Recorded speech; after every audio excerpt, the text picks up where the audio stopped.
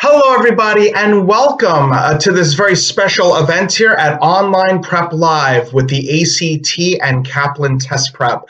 My name is Arthur Ahn. It's my pleasure to be with you on this Saturday, January 6th. It's 1 p.m. on the East Coast and 10 a.m. on the West Coast. And wherever you are in the vast space of the internet, I want to thank you all for joining us on this very cold day. I'm guessing a lot of you, and I saw in the chat a lot of you guys mentioning how cold it was where you are. I will tell you right now, I am based out of New York City. I don't know if any of you are in New York City or close by New York City. It's 12 degrees in New York City right now, and tonight's low is going to be 2. So I know most of the country right now is in this very bitter cold spell right now. So wherever you are, hope you are warm, hope you are safe, hope you are enjoying the first week of the new year. So happy 2018 to all of you. It's good to see you all here. Again, my name is Arthur. It's my pleasure to be with you for this special 75-minute online prep live sample class. So basically, in this session, we're going to take a look at each part of the ACT exam and just kind of take just a brief overview of it. So if you've not studied for the ACT at all, we are super glad you're here. You're going to get a lot of good background information about what the ACT is like. But even if you've been studying for the ACT, heck, maybe you took the ACT before, you'll get some good information about what about the best ways to help improve your score, about how to make that jump into what score you're looking for. And again, we're all here to take for this ACT sample class because, let's face it, I might not be here for fun. Although I'll try to make things fun, I'll try to make things interesting. But at the same time, the real reason why we're all here is we want to get a great score on the ACT. So glad to have you with us. Again, my name is Arthur, and we've got a whole team of all-star teachers here this afternoon or morning, depending on where you are. So on the right side of your screen there, you should see a chat there, and you can use this chat to interact with me and our fellow Kaplan ACT experts. And today we've got some of the very best. I've worked with all of these folks before, and I promise you, they know as much about the ACT as I do, if not even more. But I want to give a special shout out to the team here of Heather, Jane, Chris, Greg, and Laura. They are our ACT experts. They will be interacting with you in the chat on the right side of the screen. So one of the best things about these online sessions is, have you ever been in a class in school where you're like, I have a question, but I'm going to feel dumb if I ask this, or what if other people feel dumb if I ask this? Well, one of the nice things about the online class is you can ask any question anytime you want. So post those questions into the right side, and one of our teachers will be able to answer. Now, one other thing I did want to mention is that we are using a moderated chat, and frankly, there are a lot more of you than there are of us. So I promise you this, we do see every comment and every question that comes in. We may not be able to answer every single question instantly, but again, if you're patient, we'll be able to answer, we'll at least see all your responses. And one of the other things is, like, if we got like a whole bunch of the same response, you may not see your response there, but trust us, we do see all of the responses that you're giving us. Hello, Sabrina. Again, we see all the chat comments that are coming in, and again, you can use that to interact with us as well. All right. I also want to give another shout out to another Greg DeLuise, who works very hard behind the scenes to make sure all the technical stuff is working. This is one of the best things about education right now, is being part of these online classes. So with that, let's get started with our agenda for today. So we're going to look at 5 particular things here in terms of like what we're going to be covering. We're going to be looking at each portion of the ACT. Now, again, we don't have enough time to cover every single thing, obviously, but we're going to just give a sample of examples of conventions of standard English that will show up on the ACT English test, some algebra and geometry rules that will show up on the ACT math test, some questions that deal with main ideas and inferences that are on the ACT reading test, types of charts and graphs that are found on the ACT science test. And lastly, we'll take a look at what ACT Kaplan Online Prep Live is all about, and we'll be able to help. All right. So first, let's take a look at the English test. Now, one important thing to know is that the English test is always, always, always going to be the first test on the ACT. You always start with the English test. It will be 45 minutes long and consist of 75 questions distributed over 5 passages. 75 questions over 5 passages does not sound like a lot of time, to be honest. Right? It does not sound like a lot of time. In fact, that means that you have 9 minutes to spend on each passage, and it's 15 questions. So each passage will have 15 questions, and there will be 5 passages overall, and you have 45 minutes to answer all of the questions in that for the English test. So big thing to note here, speed and accuracy are so key to this. It's so important to make sure that you are not just able to answer questions, but also to answer them as quickly as possible. The questions on the ACT, and I saw a great comment come in just a few moments ago, mentioning the ACT seems a little bit easier than the SAT, and that might be true in some cases. Some question types on the ACT may be a little bit easier than other standardized tests. But again, the key to success is to make sure that you can answer every single question efficiently and confidently. So, just a couple of quick things we're going to take a look at about the English test on the ACT. Okay? The English test contains passages on a variety of topics in a variety of different styles. But no matter what the topic is or what the style is, your strategy needs to stay the same throughout. Tell me in the chat. Go ahead and talk to me directly in the chat. If you've been studying for the ACT and you've already identified like there are certain passage types that kind of feel more tricky, feel a little bit more difficult, feel a little bit more complicated. You're like, oh, like those ones that are more like a story, maybe those are the ones that seem a little bit more confusing, or maybe the ones that are more straightforward. Those are the ones that are a little bit easier, maybe. So of course we have different type. We all are going to have individual preferences about the types of passages that we like, but no matter what the passage topic or style is, the strategy must remain the same. Okay? Now, some questions, as you see, will ask about underlined portions. Other questions will ask about a section of the passage, or even the passage as a whole. So there are 3 things that will go into your ACT English test score: conventions of standard English, knowledge of language, and then production of writing. So these are the 3 different categories, essentially, that go into your ACT English test. And one of the great things about our ACT Kaplan Online Prep Live program, a little sample of what you're watching today, is that we have lessons on all of these different categories. So there are no surprises on test day. The students who are part of our Online Prep Live program, they go into the test without any surprises at all. They know exactly what's going to come up and leads to success on test day. So first general topic we're going to look at under the category of conventions of standard English deals with the usage of commas. You must use commas to separate elements in a series or modifying elements.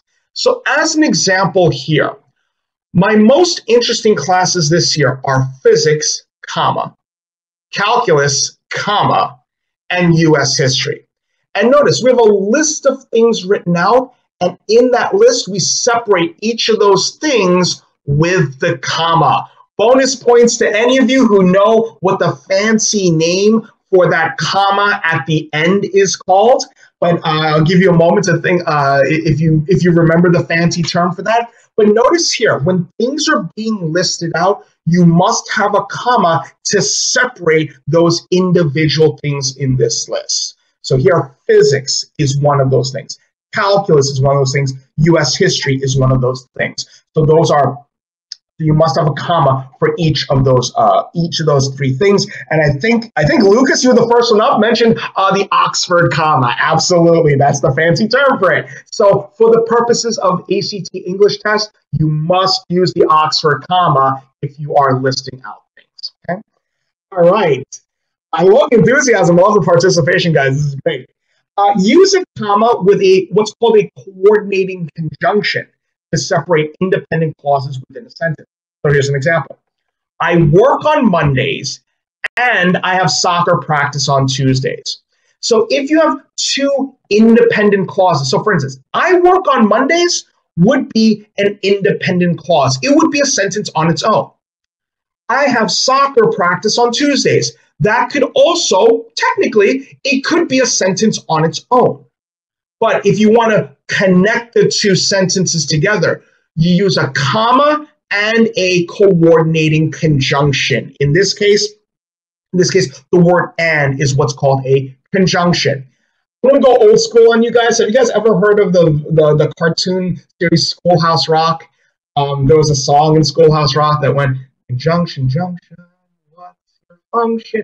Anyway, those sort of conjunction words, words like "and," words like "but," words like "yet," words like "for." Those are examples of conjunctions. Whenever you're using a conjunction, you need the comma before it if you're trying to set up the two independent clauses together.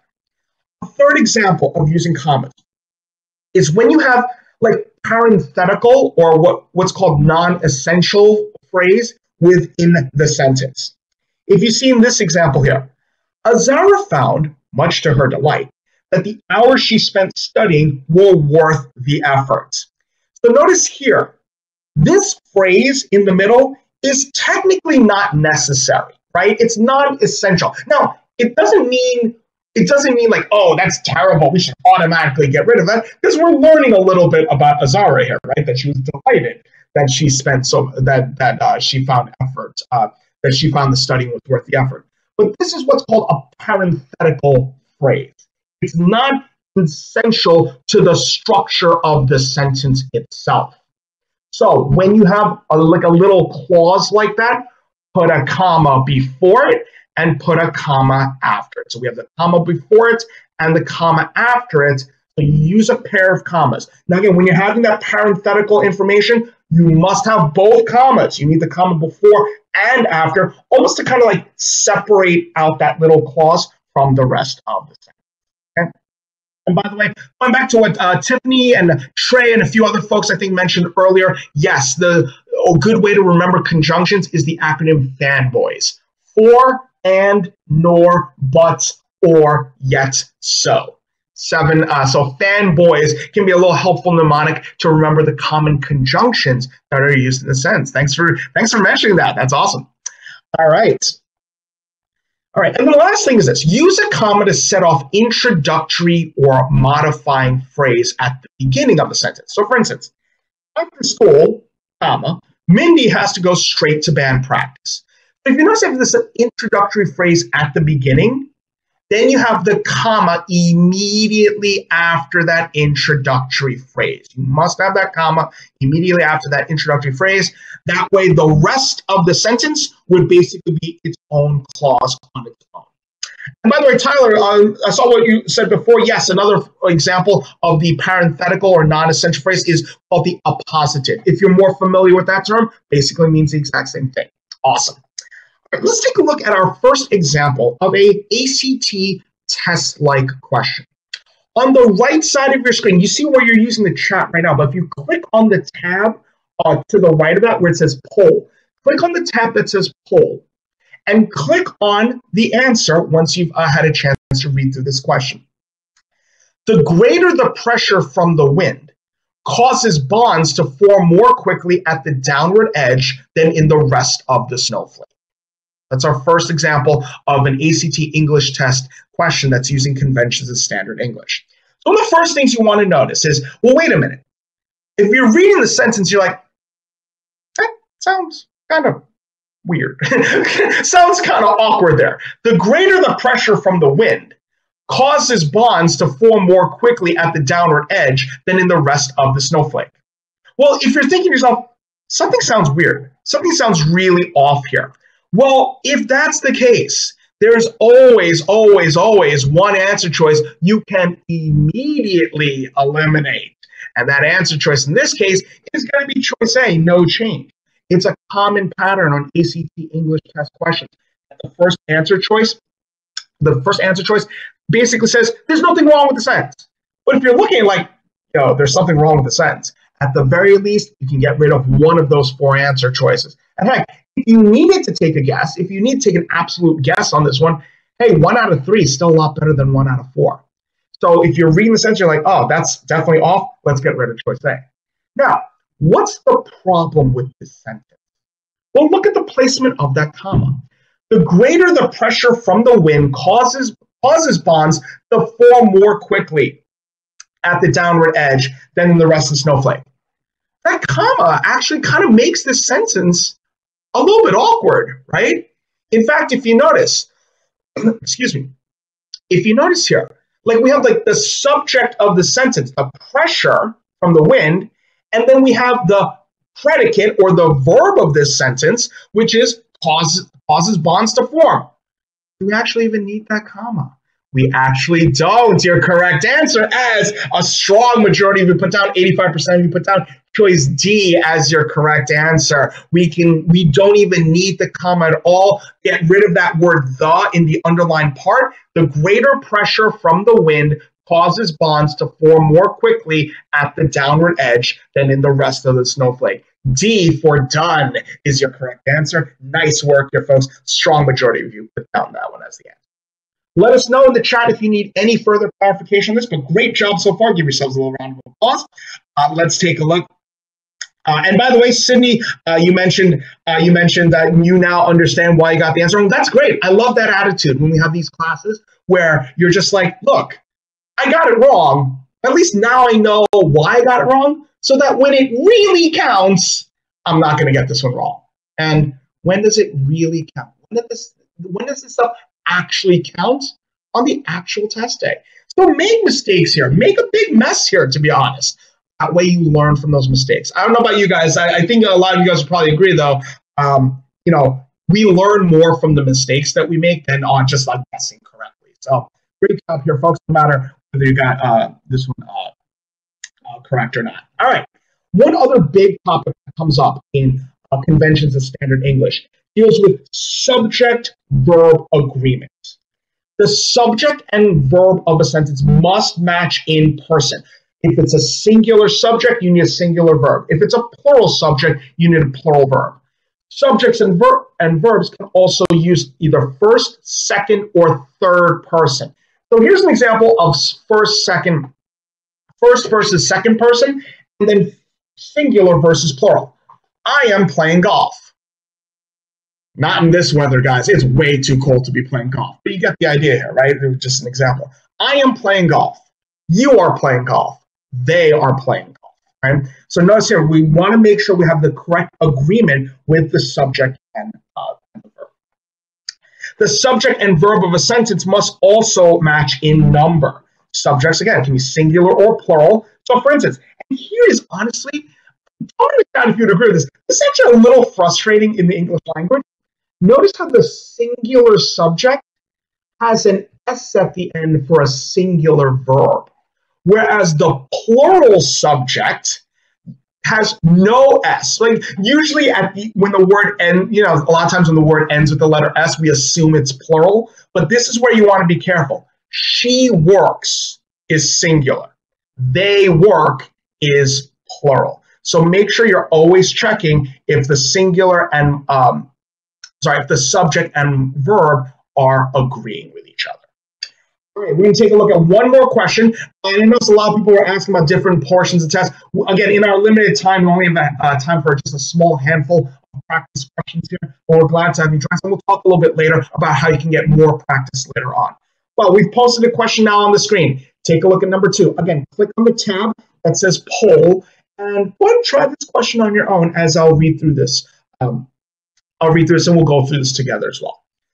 According to geologists, a fossil fuel deposit of truly game-changing size, whether a giant pocket of natural gas trapped within a shale formation or an enormous reservoir of crude oil deep beneath the ocean waves, have become increasingly difficult to discover, if any even still exist.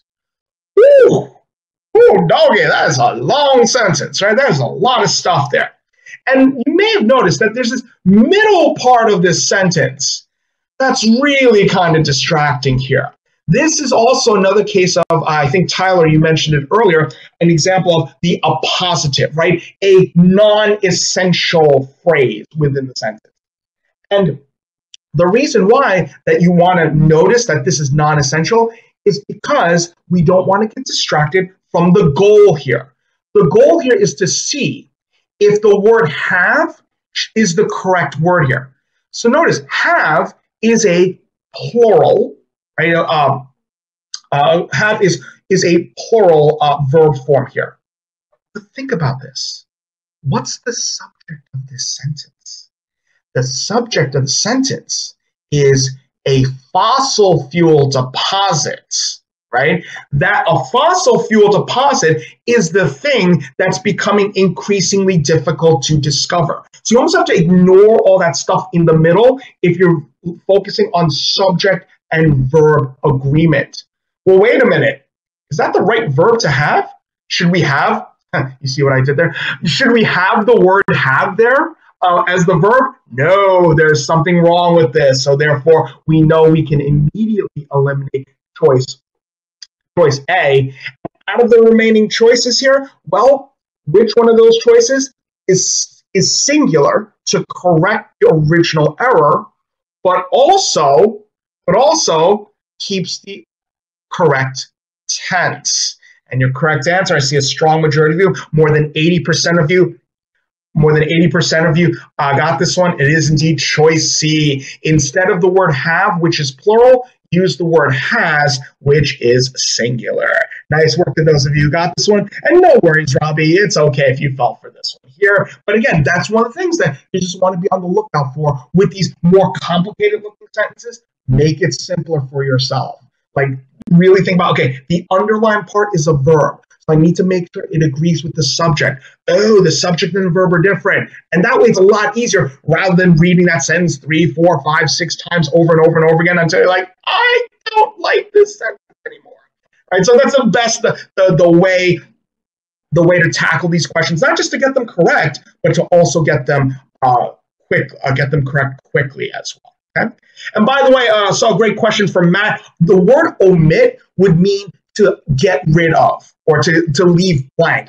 So choice D is basically saying that there should be no word here at all. Well, you need a word there, right? A fossil fuel deposit of truly game-changing size become increasingly difficult. Yeah, you need some word there. That's why choice D is incorrect. You still need a word there. In that spot where the verb is. So omit means literally to get rid of the underlined part. Thank you. Someone mentioned that in the chat. Thank you there. Omit basically means just to delete the underlined part. All right, so that's our just a quick overview regarding the ACT English test. Let's move on to a couple of topics that show up on the ACT math test. So the ACT math test, always the second test on the ACT. So we have the English test, then the next thing will be the math test. It is 60 minutes long and has 60 questions. Pop quiz. About how much time is that per question on average if there are 60 questions on the test and the test is 60 minutes long? And I mean, you probably don't even have to type it into the chat. It's so straightforward, right? 1 minute per question on average. But again, to maximize your performance, you don't want to just stick with 1 minute per question. The question types, the question topics that you feel stronger on, you should try to keep practicing those so that instead of spending 1 minute, you should spend like 45 seconds, maybe even 30 seconds, so that you help save time for those more difficult questions. So as you're studying for the ACT math test, don't just focus on things that you already feel confident on. Focus on all the things. Don't just focus on things that you don't feel confident on. Focus on the topics that you feel confident on, but also keep refreshing yourself on the topics that you do feel more confident on.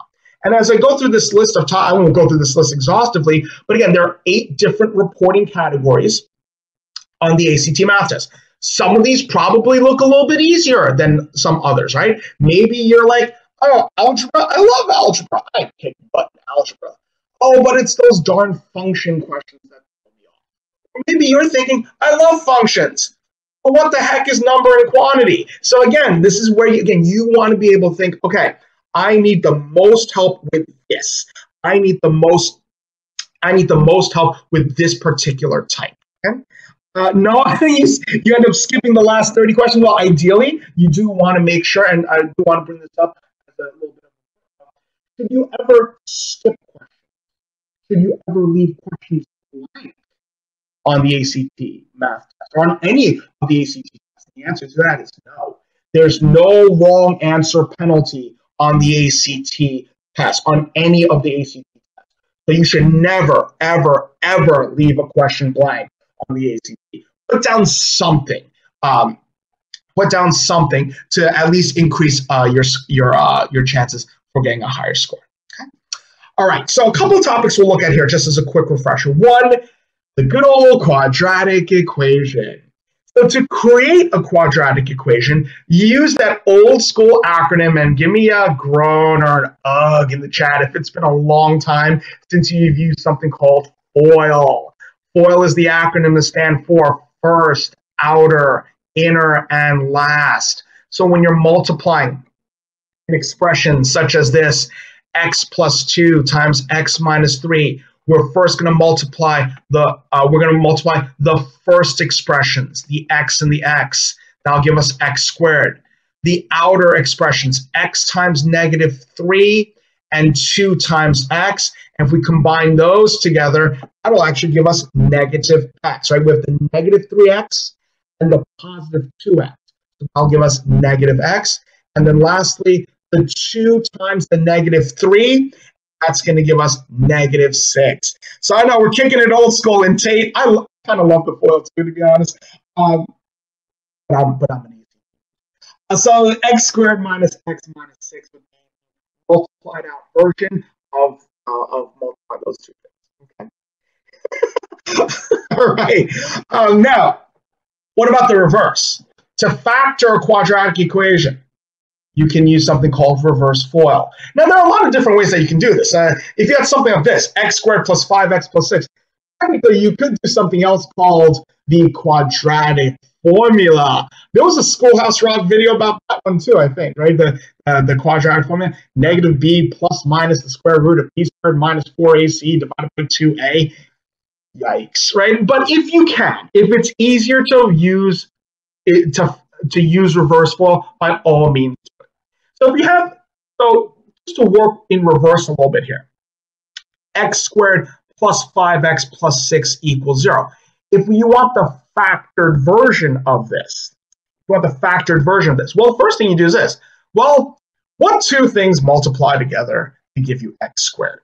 Not a trick question. It's going to be x and x, right? So we can literally fill in the x and x there. Now, the other part, though, how do we fill in the rest of those factors? You ask yourself this.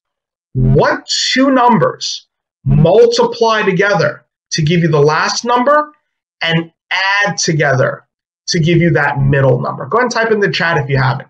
What two numbers multiply together to give you the last number, but also add together to get the middle number? I think I see a few folks putting down, yep, 2 and 3, positive 2 and positive 3. So that's going to be plus 2 and plus 3. All right, so that's your factored form of that equation. All right, let me give you a moment. We're going to open up the poll. Go ahead and click on the tab that says poll on the right side of your screen, and let's try number 3 together. Number 3 is a little bit interesting, let me put it that way. What is the sum of the two solutions for x in the quadratic equation x squared plus x minus 56 is equal to 0? Well, it's already asking for something about the solutions for x. So since we're given this quadratic equation, it makes sense to find those solutions. And again, we could do the negative b plus minus, all that, but no, let's see if we can factor this thing. We have x squared plus x minus 56. Remember, to find the factors, you want to first fill in for the x's, right? X and x.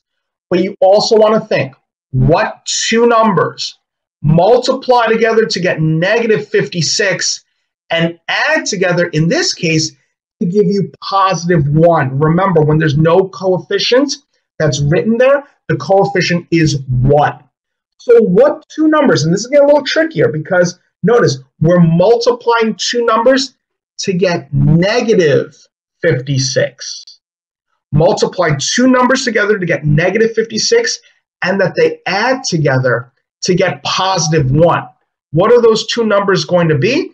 If we use our reverse FOIL, it's going to be negative 7 and positive 8. Those are going to be our factors. Negative 7 and positive 8, if you add them up together, that will give you the positive 1. Negative 7 times positive 8 will give you the negative 56. So nicely done. I think I saw a few folks write that in. Aiden, I think we'll start one up, 8 and negative 7. Nicely done. But here's the thing, we're not done yet, because this is where they can get a little tricky, some questions. These are our factors. We want the sum of the two solutions. Why is it that we set this equal to 0? Well, here's why. When two factors together equals 0, what has to be true about those factors? If you're multiplying two things together and the result is 0, what has to be true about one of those two things? One of those two things has to equal 0. So either the x minus 7 is going to be equal to 0, or the x plus 8 is going to be equal to 0.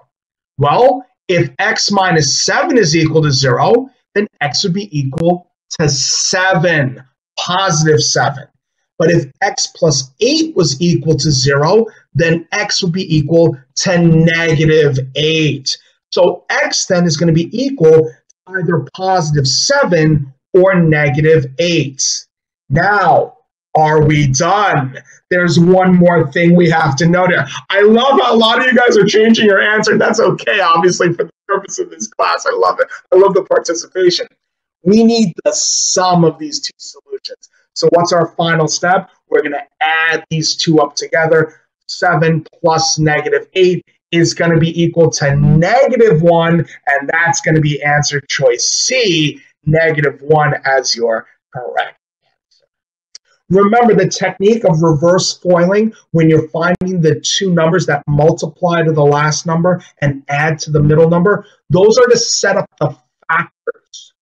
The actual solutions, you need to set each of those factors equal to 0. And then in this case, it's not enough to put down like negative 8 as an answer, right? But you have to actually add up those two solutions for this example. I love that, like that what I like to call the light bulb moment. It's like, oh, darn it, now I got it. Well, next time you see something similar to this, you won't fall for it on this thing. All right, let's take a look then. Let's take a look at one more example in under math, and that deals with geometry, which is a topic that shows up with some frequency on the ACT math test. And in particular, one of the concepts that I know as a teacher I love teaching because I know this topic always comes up. It's about triangles. There are a couple basic things we want to just review with you guys real quick about triangles. First, the interior angles of a triangle always add up to 180 degrees. If it does not add up to 180 degrees, it is not a triangle. Okay? A triangle is a three-sided figure where the three angles must add up to 180 degrees. Now, the area of a triangle can be found by multiplying the base by the height before dividing it by 2. Or another way of phrasing that is area is equal to 1/2 times the base times the height. And then a big note here for all right triangles, you remember, and give me a Pythagorean theorem in the chat if you remember this old formula. The Pythagorean theorem states a squared plus b squared equals c squared, where a and b are the legs and c is the hypotenuse. Now, one thing I just want to be really clear about: Pythagorean theorem works for all right triangles and only right triangles. So if you have a triangle question on the ACT math test, and it's not a right triangle, avoid the temptation of using Pythagorean theorem. You know, sometimes like when a math question is really hard and we're like, oh my gosh, I just need, let me think of like whatever formula pops into my head and I'll try to use that. Right? You almost feel like frantic and nervous about it. But that's the big thing about Pythagorean theorem. It works only for right triangles. It doesn't work for any random triangle, only for right triangles. Okay. And in particular, with Pythagorean, you might remember the fancy term for this. These are what are called Pythagorean triplets or Pythagorean ratios. 3, 4, 5, 5, 12, 13 as special right triangles. If you can remember these will save you a little bit of time because that way you don't have to do the number crunching, right? So for instance, if like one side was 3 and the hypotenuse was 5, what's the other side? Well, you could do 3 squared plus b squared equals 5 squared. 3 squared is 9. 9 plus b squared equals 25. B is equal to 25 minus 9, which is 16. B squared is 16. Square root of 16 is 4. Now, if you remember the triplet, it makes it a lot easier that way, right? That way, you save a lot of time that way. So look for these triplets, 3, 4, 5, and 5, 12, 13. There are other triplets out there. Those of you who are a little bit more math inclined, you might know some of those other triplets. There's the 8, 15, 17. There's the 9, 40, 41, something like that. 7, 24, 25. But the ones that you definitely need for the ACT math test, 3, 4, 5, and 5, 12, 13. Okay? All right, let's take a look at this question. This is a little bit more difficult, but not so much for the reasons that you might expect. Take a look at number 4. Now, this might not be the hardest question to see, but there are a lot of ways that you can save time. What is the degree measure of the smallest interior angle of triangle DEF below? Okay. So we have our triangle. And notice how our triangle has already labeled 3 angles. X plus 2, 4x plus 16, 2x plus 15. Well, first thing we can immediately do is say, look, I know I've got 3 angles. I've got 3 angles. Got 3 angles there, and they have to add up to 180 degrees. So let's set up the algebra here. X plus 2 plus 2x plus 15 plus 4x plus 16 is equal to 180. And then, of course, using our algebra skills by combining like terms. We've got the x, we've got the 2x, and we've got the 4x. So we can combine those like terms. We've also got other like terms. We've got the 2, the 15, the 16. So if we add up all the like terms on the left side, we get 7x plus 33 is equal to 180. When we subtract, when we subtract 33 on both sides, we get 7x is equal to 147. And then we're going to divide both sides by 7. So as Andrew mentioned, we're solving for x here. And solving for x first, as Andrew said, because I think, Andrew, you're on to something here. X is equal to 21, right? So x is equal to 21. It's like, hey, look at 21 hanging out over there. And I'm like, yeah, you should pick choice A, 21. Isn't that the correct answer? What's the question asking for? It's not asking for x. It's asking for the degree measure of the smallest interior angle. So that's where you want to be careful. X is equal to 21, and we need that information, but we're not done just yet. I saw a decent percentage you put down 21 because maybe we're solving for x. Be careful what the question is asking for. Now, here's the thing. A lot of people say, oh, I need to plug in x. I need to plug in 21 wherever I see the x's. So I see x over here, I see x over here, I see x over here. But wait a minute. It's asking for the smallest interior angle.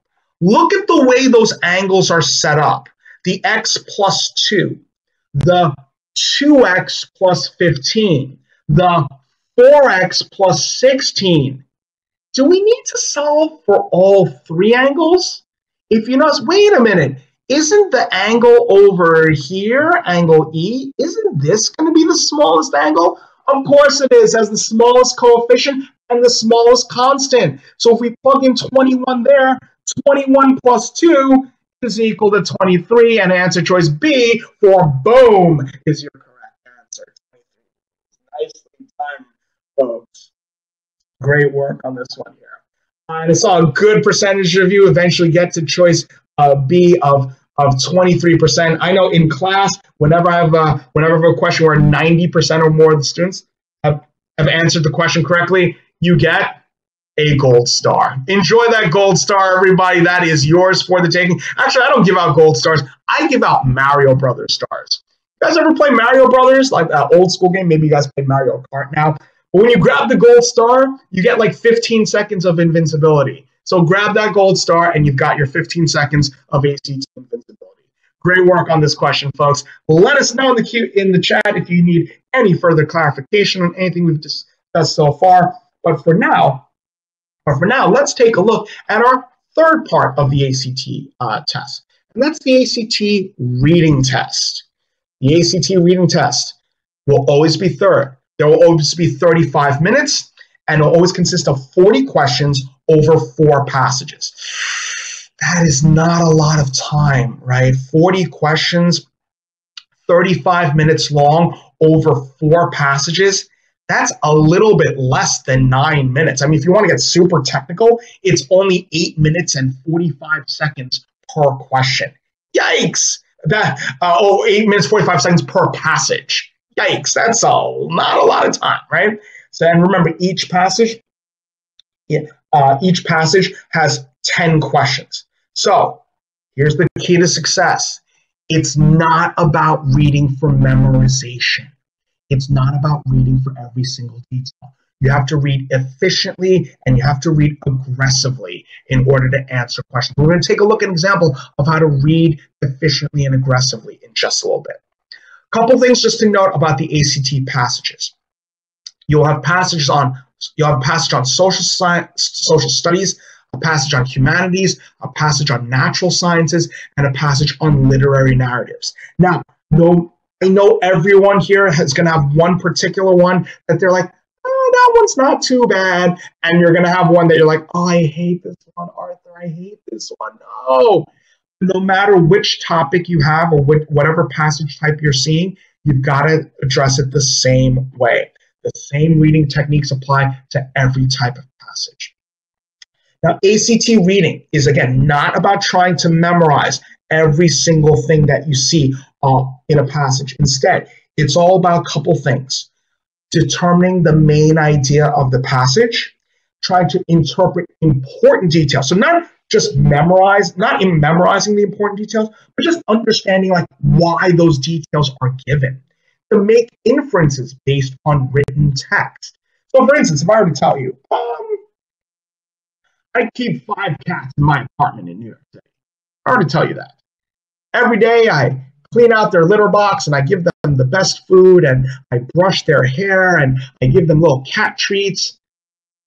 What's a reasonable inference you can say? Don't go crazy, guys. But a reasonable inference might be like, yeah, Arthur, you like your cats. I guess, Arthur, you're a cat person. That's an inference. That's all an inference is, right? An inference is taking the information you're already given and say, okay, based on this information, what conclusion can I make? Now, it would be a bad inference to say, Arthur hates cats. Or it would even be a bad inference to say, Arthur must hate dogs. I didn't say anything about dogs. Maybe I like dogs, but I'm allergic to them. Maybe I had a scary incident with a dog, and the dog chased me down the block when I was 6 years old. That might or might not be a true story. But anyway, the point is, inferences are based on information that's actually given in the text itself. And then also, just be able to analyze author's voice and methods. And again, in our ACT Kaplan Online Prep Live program, we have lessons to show you how to go through these different abilities to answer questions faster on test. The big thing that we're going to take a look at here regarding reading effectively. Understanding the difference between the big picture and the finer points. Reading on the ACT, and also reading in college in general, because honestly, the ACT exam is a college readiness exam. It's basically showing that you're ready for college. And you're going to read like this, not just on the ACT, but in college as well. Can you distill a passage to its main point? And you get through all the fluff and all the extra stuff and just say, hey, the main point is this thing. Okay? Now, if you note the topic, the purpose, and the main idea while reading, you'll be better prepared to answer these questions. And again, as I mentioned before, I know a few folks mentioned that same inference I mentioned earlier about me and my 5 cats. By the way, I don't have 5 cats in my apartment. If I did, my wife would be really mad. But anyway, it's equally important to make inferences that are not explicitly stated in the passage itself. So it's all about just sort of like connecting the dots, basically, to help you both, again, on the ACT and in college as well. So let's take a look at an example of an ACT reading test passage. And this is not going to be the most interesting thing you've ever read in your life. Okay? This passage is adapted from an essay on handedness in vertebrates, animals with backbones. So already, like, if you're thinking to yourself, oh gosh, I hate science passages, this sounds very sciencey, don't get distracted by all the details. Take the information and see if you can boil it down to like 1 or 2 main points. Okay? In the past, scientific consensus was that the separation of functions within the brain, each hemisphere is responsible for certain tasks, but communicating with each other for others was a uniquely human trait. About 90% of all humans are right-handed, implying that the dominant hemisphere for most humans' motor functions is the left side. Researchers have observed this tendency at all stages of life, even prior to birth. Clearly, there is some kind of genetic predisposition involving the separation of the hemispheres of the brain. One may ask whether the separation is found similarly in all animals. Ooh, doggy, there's a lot of stuff here. But the main point we're trying to get from this paragraph is, okay, they're talking about like how human beings are, almost all of them are right-handed, and almost all human beings are right-handed, which means, oh, their motor functions are on the left side. So it's all about just like handedness, right? Like basically seeing like how if a human is right-handed, their motor function must be on the left side. And then they bring up how at the end, like, oh, they're trying to see if this also applies to not just human beings, but other animals. We've seen the phrase as an example of what's called strategic reading. In the past is an expression. If in the past they felt only humans have this separated brain thing, I bet now they suspect other animals do too, which again, you see towards the end of that paragraph where they're talking about animals. So the expert reader is looking ahead to see where the author is going with all this, rather than memorize those numbers or memorize specific details, saying, oh, they're now going to talk about, does this apply to animals as well? So our main points here: human beings are mostly left-brained, right-handed, and they're trying to figure out if animals do that as well. Great. That's your quick summary for this first paragraph. You've taken like 12 lines of information and boiled it down to just like a couple of words, a couple of phrases. Let's take a look at our second paragraph.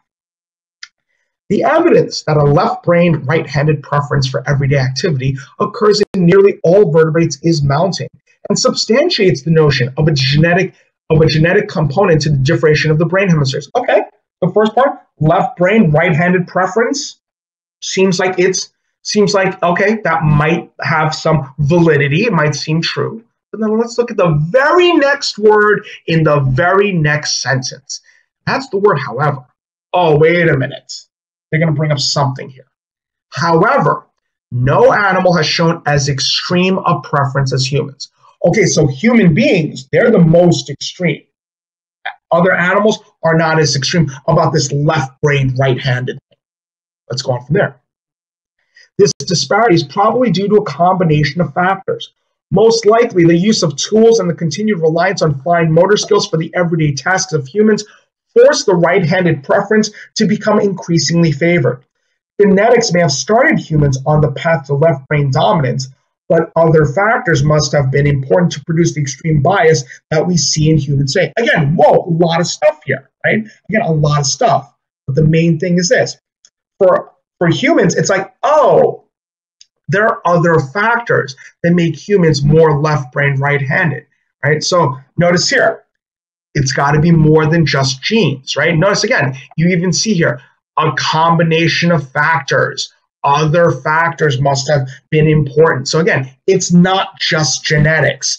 It's not just genetics here. So again, our main point from this paragraph, he said, yeah, humans are left-brained, right-handed because of their genetics and because of tools, right? Like, how many times have you guys seen a scissor for left-handed people?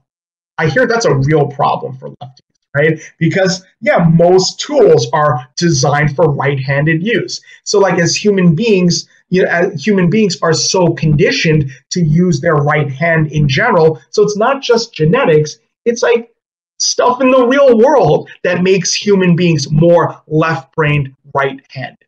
So again, notice here, we're seeing, again, we're not getting caught up in all of those details here. We're finding we're simply trying to just get through the passage first before we look at the questions. Now, I want to quickly address a point that I think a few folks mentioned.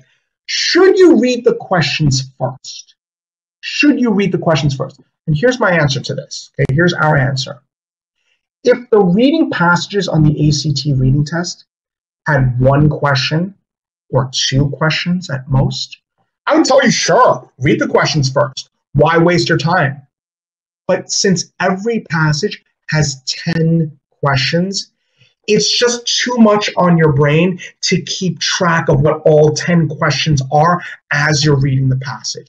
It just doesn't work. And we've seen a lot of studies that support that. So that's the big thing here. You want to read the passage quickly, get the main points down, and then look at the questions. All right? So with that, let's take a look at an example of a question that might follow from this. We're going to open up the poll, so go ahead and click on the tab that says poll and put down your answer for number 5 for this. The main point of the passage is to do what here? Okay, the main point of the passage.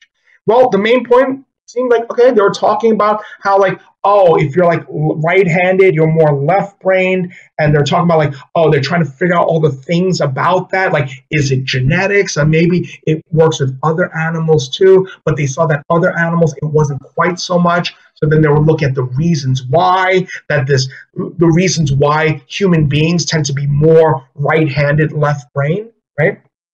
Right hand, left brain. So we want to find the answer choice that's best going to support that.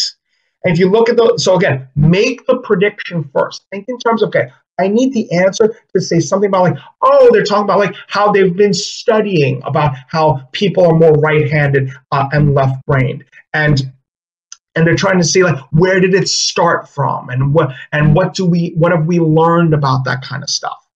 And your correct answer for this one, I see a strong majority, almost 3/4 of you have put down answer choice B for boom. The specialization of the hemispheres of the brain has a complex origin. B is your correct answer. Notice how other answer choices here, so for instance, choice A, choice D, they go a little bit too far because the question here is asking for the main point. Choice A brings up something that's not really the main point.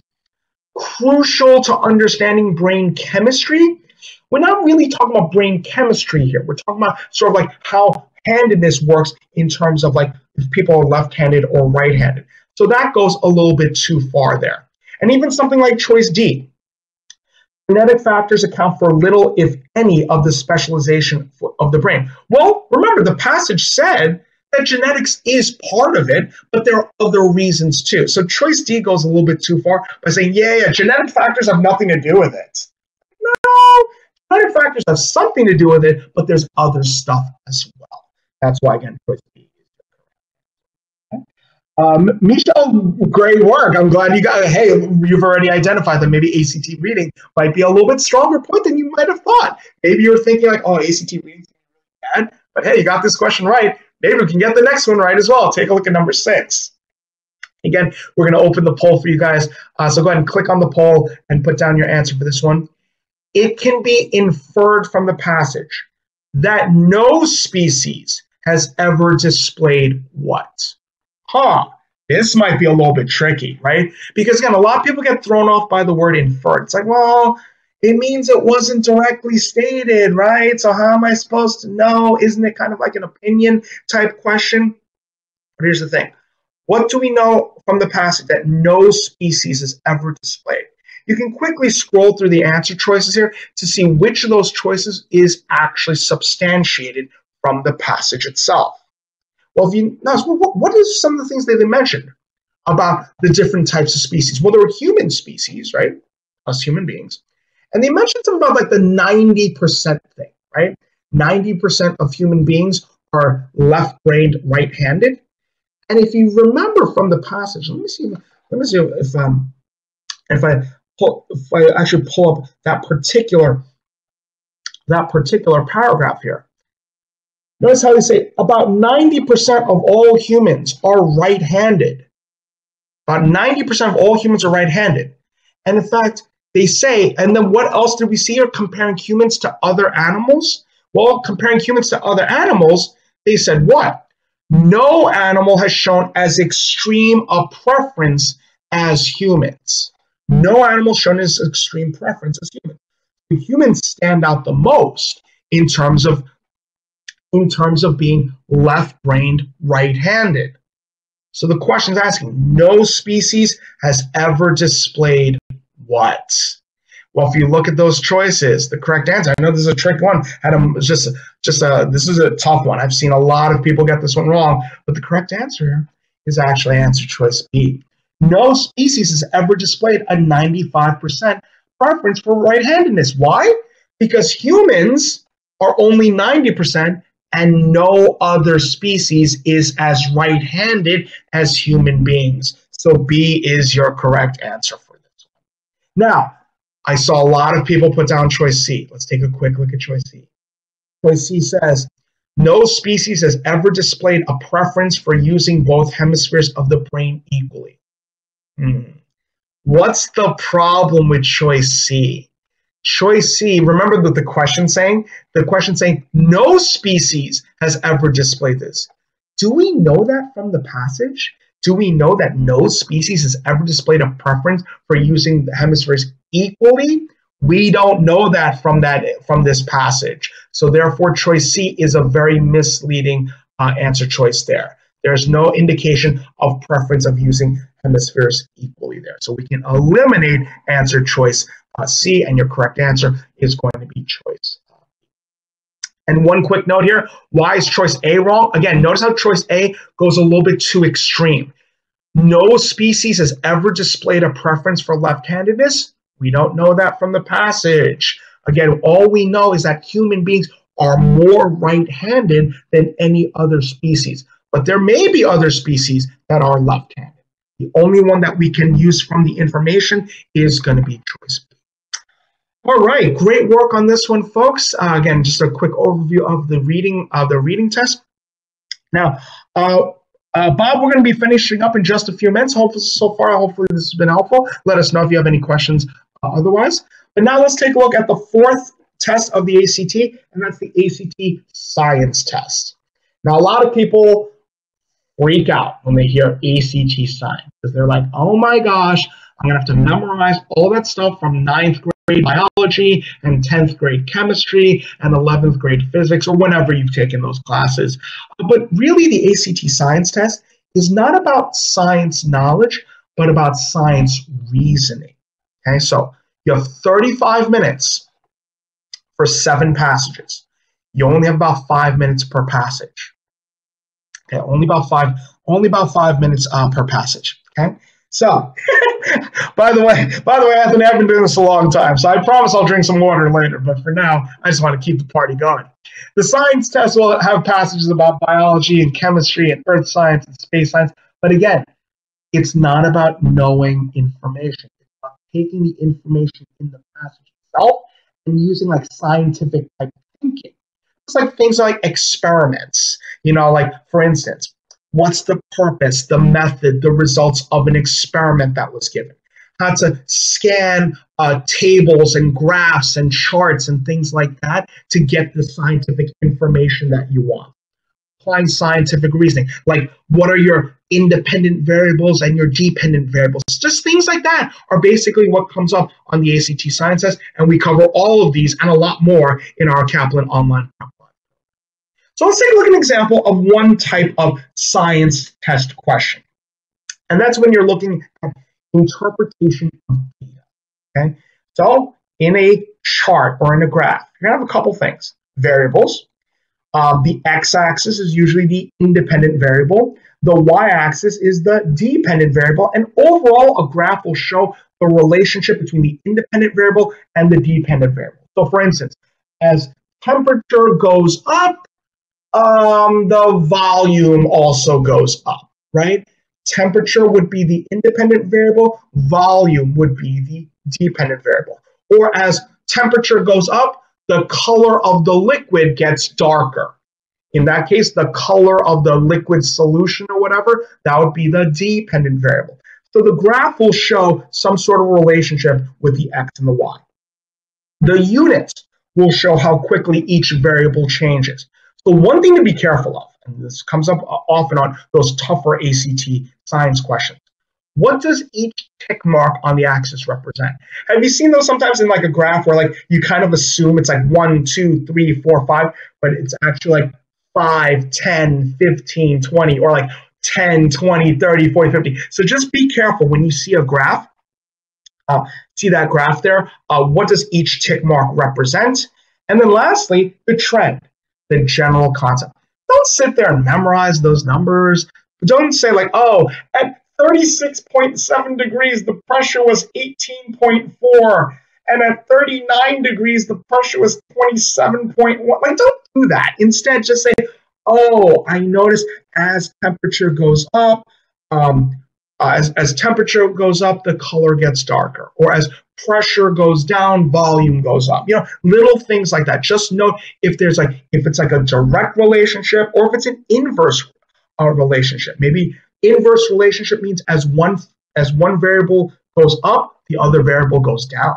So just those little things are what you want to notice. So here's an example of an ACT science question. Okay, so we see here that solid materials were examined for their maximum solubility levels in water at various temperatures. Figure 1 shows the grams of solute for various chemical compounds in a saturated solution with 100 grams of H2O, I think that's water, right, of water solvent at temperatures between 0 and 100. So they tell us solubility, grams of solute over grams of solvent. In this case, the solvent is the water. And we see that in the graph as well. Notice how the y-axis is solubility, and the x-axis, which I'm going to put in a different color just to not confuse, is going to be the temperature. So notice what they did here, right? They took all these different substances, right?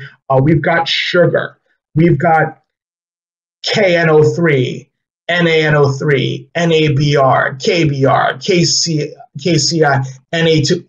I don't know what these compounds are called.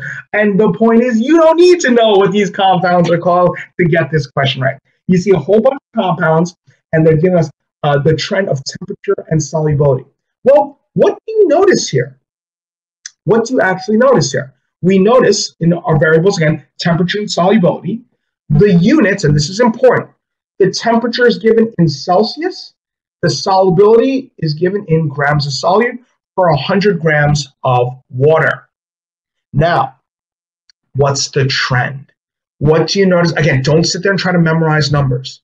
But what's the general trend you notice here between temperature and solubility? As temperature goes up, solubility looks like it's going up for most of them. Not all of them, but most of them, right? Like for instance, sugar, yeah, temperature goes up for sugar, solubility goes way up. KNO3 also goes way up. But there are a couple that go down a little bit, right? What's the one that goes down? I see the Na2SO4 goes down. I see the Ce2SO43 that also goes down. So not for every substance, but for most substances, there's a positive correlation. As temperature goes up, solubility goes up. So now let's take a look at an example of a question. Take a look at number 7. Approximately how many grams of NaNO3 could be dissolved in 25 grams of H2O at 90 degrees Celsius? Well, looks kind of straightforward here, but there's a little bit of a twist in this question, which we're going to take a look at together in a second. Now, the question's asking us for how many grams of NaNO3 has something to do with 90 degrees Celsius. So where's our NaNO3? It's this one. For this question, we're not going to care about any of those other lines. We just care about the NaNO3. and we see that the question asks us for 90 degrees. Well, we don't see 90 degrees in the x-axis, but we can approximate that 90 degrees would be right between the 80 and the 90. So if we look at our graph for NaNO3, it looks like at 90 degrees, it's right about here, right? That 100, which right about there, 90 degrees for NaNO3, and it's going to be at 160, right? It kind of lines up right there. And look at that. Choice D says 160 grams. But hold on a second. What else does this question say? It's saying how many grams could be dissolved in 25 grams of H2O. What's the solubility units in this graph? The solubility unit in this graph is out of 100 grams of H2O. So if we're only dissolving 25 grams of H2O, what do we do with this 160? We've got to divide that by 4. Oh, I know, right? But wait, oh no. Yeah, exactly. So actually, I noticed a few moments ago, you said it perfectly. It doesn't tell us for 25, only 100. But since it tells us for 100 and we need 25, what do we do to go from 100 to 25? We divide by 4. 160 divided by 4 is going to give us 40 grams. That's choice B for boom, and 40 grams is your correct answer. Nicely done, folks. Now, again, it's okay to feel tricked here. It's okay to get the questions wrong here, but just to give you a little sample of the ways that you're going to need to prepare for this test. Again, it's not as straightforward as a lot of people think it is. Great work here today, folks. Great work overall. I'm going to give you guys a bonus gold star. Grab that gold star. Grab your Mario Brothers 15 seconds of invincibility so that when the people in Mario Kart are throwing the turtle shell at you and you're already in first place, you will not fall off the trail because you have the gold star. All right, folks. Now, just to wrap up in the remaining few minutes that we have, just talk a little bit about what our online Prep Live program is and give you some good next steps regarding that. Okay. Now, what we participated in here today is just a small sample of our online Prep Live program, but this is an exclusive program that we've partnered with the ACT. So the ACT is basically saying, hey, we trust Kaplan to teach students how to succeed on the test. And with your ACT Kaplan online Prep Live program, you get access to official ACT practice. We get official practice questions from the ACT, not some random questions that somebody just wrote off the top of their head. So these are questions that ACT has used in the past. So it gives you the most realistic practice. You get live instruction like we're doing today. You also get on-demand instruction. You can watch class videos at any time you want. You get personalized study plans because, let's face it, maybe, for instance, maybe like Khalid and Tiffany are both looking for the exact same ACT score. But let's face it, maybe Khalid is stronger in certain areas and Tiffany is stronger in other areas. So we give you personalized study plans to help you get to your score as efficiently as possible. We have Kaplan's best and brightest ACT experts, and I can tell you, I've worked with Greg, I've worked with Chris, Laura, Heather, and Jane. All of these folks are phenomenal ACT experts. They just let me do this for fun. I don't know if I'm one of the best and brightest, but I will say I have a lot of fun teaching the online Prep Live classes. And by the way, just as a note, I know we had a few people mention, oh, what's the cost? It's it might be too expensive for me. Well, if you qualify for an ACT fee waiver, which means, based on your economic status and other factors, if you actually are able to take the ACT for free with a fee waiver, then that means you can actually get access to the online Prep Live program for free as well. So if you do qualify, you can access the online Prep Live program for free.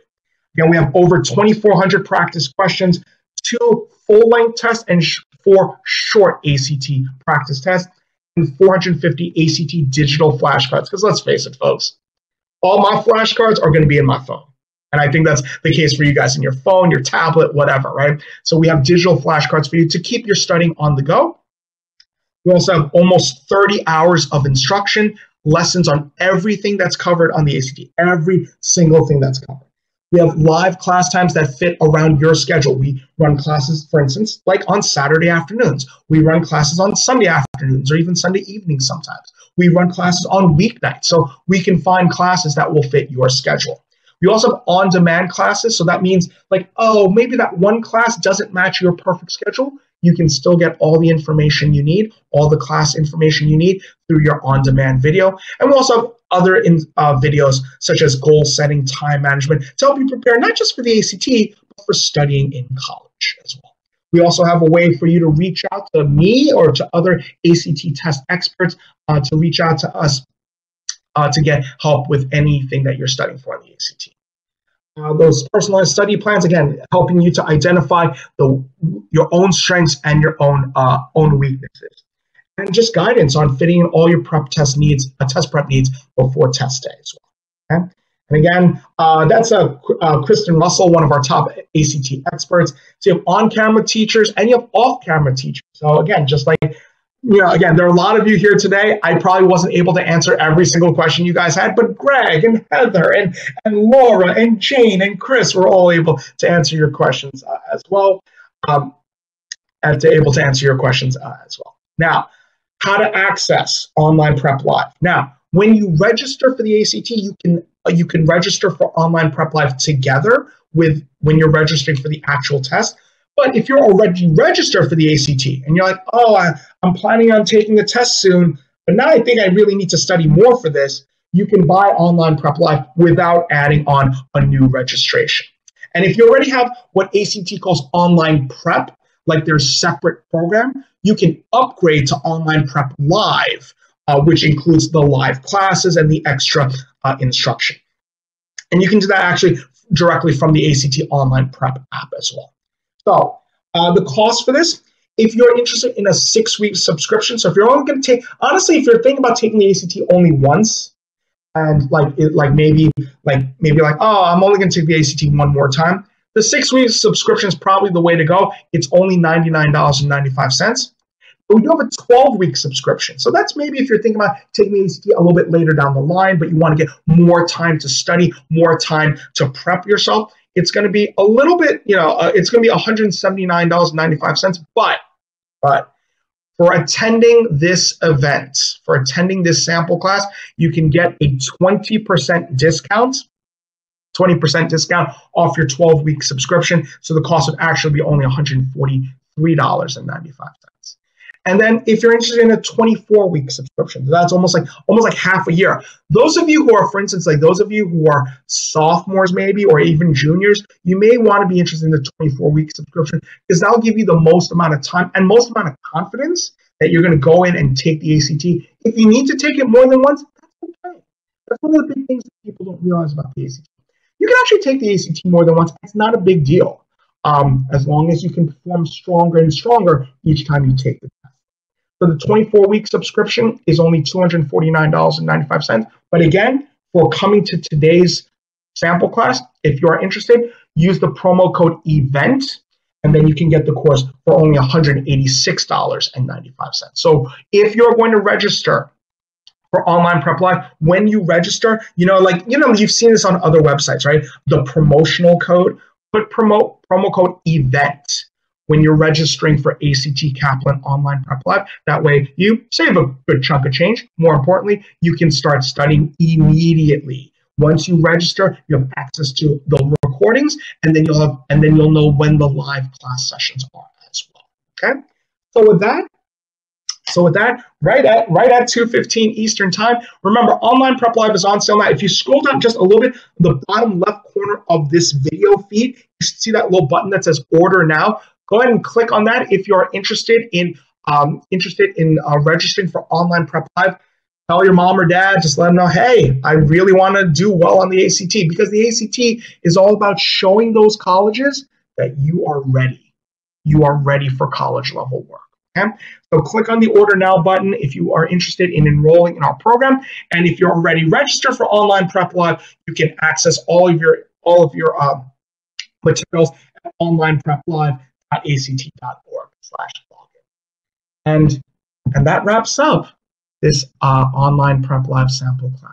I want to thank all of you for attending today. You guys have been a great bunch. I'm glad this was really helpful. It's great to see all the positive feedback here, folks. And Andrew, I will do my best to stay warm on this very bitterly cold day. Thank you all very much. I want to wish you all the best of luck as you continue to study on the road to college. Again, check out that link there that says order now. Even if you can't immediately order right now, click on that link just so it saves on your browser, and then go, maybe you need to talk to your mom or dad or whoever to think about registering for this program, which again is going to be so helpful for you to get the ACT score that you're looking for, to get you into the college or colleges that you're looking for.